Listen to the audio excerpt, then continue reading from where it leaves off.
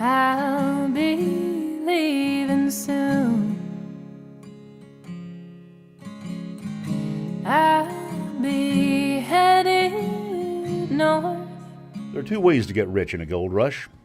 Be that 1 in a million who wins the lottery, or be the one selling lottery tickets to the millions. To big sky, evergreen trees that road poles on me,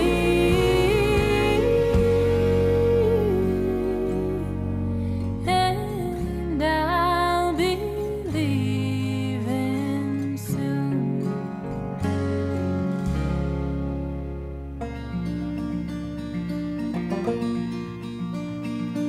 Ruby, she was made for going west, did not protest my wandering ways.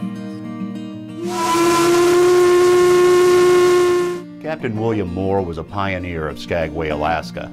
He made a living selling tickets aboard his steamboats, hauling men to gold rushes all around the Western Hemisphere. 28 years young and unafraid. In the 1880s, Captain Moore figured there were just too many prospectors in Alaska for someone not to find gold. He found a flat piece of land with a deep water harbor near the Chilkoot Pass, the quickest way into the Klondike. Captain Moore and his son built a wharf, and they built a homestead, and they weathered a dozen winters, patiently waiting for the rush. Ruby, she wasn't good at going fast, and the patience that I lacked, I learned to grow. And then he struck it rich, hauling stampeders to his docks. And he built a bigger place. She gave me shelter on the coldest nights, shaded me on summer days, and nothing ever felt like home again when Ruby went away.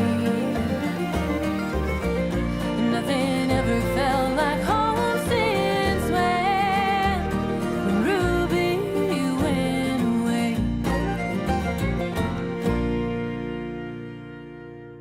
I wish I could leave my skin behind in this old rented room, float my way across the Great Divide and be buried in you. Canada required prospectors coming to the Yukon to pack in a full ton of supplies so they wouldn't starve to death over the harsh winters. That took a lot of trips by foot or by mule up and over the mountains.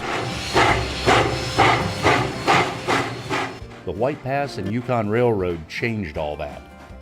It took 450 tons of explosives to cut through the mountains from Alaska's Inner Passage to Canada's Yukon Territory. But it was a much easier ride when the job was done. I wish I could take the hands of time and turn them in reverse. I'd take back every long goodbye with venom in my words. Today the route hauls tourists. Diesel locomotives are the workhorses.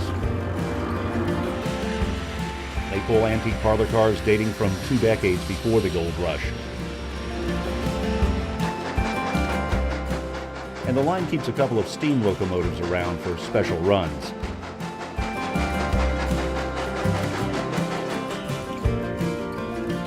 The route wasn't finished until the gold rush had pretty much run out of steam.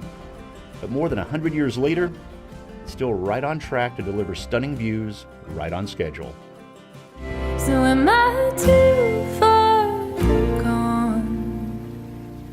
'Cause I'm running home.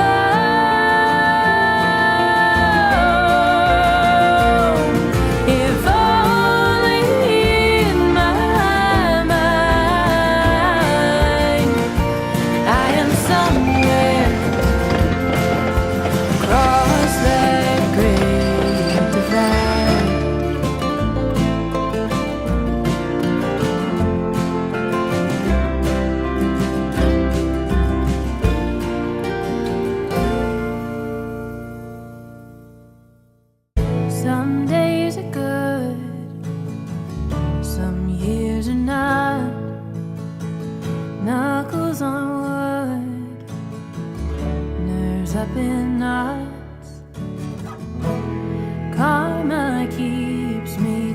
chest, and bourbon keeps me brave.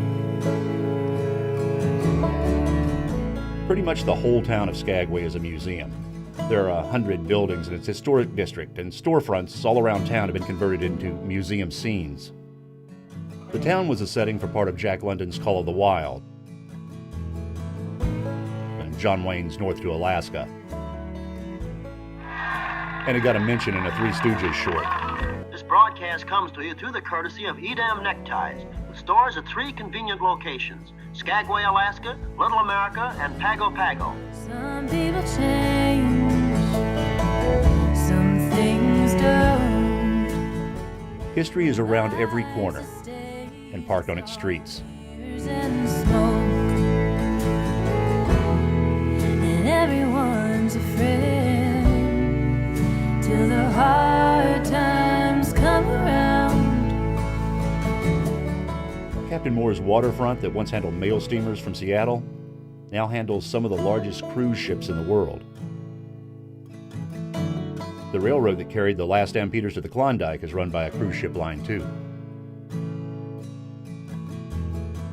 About 1,000 people live in Skagway year-round, but 1 million tourists visit it every year. That's how a little town strikes it rich, 100 years after the Gold Rush. I am still new at getting old. Baby's dues, I've worn out these bones. And breaking is easy, hope is hard. Some days are good and some years aren't. Some days are good and some years aren't. But some days are good.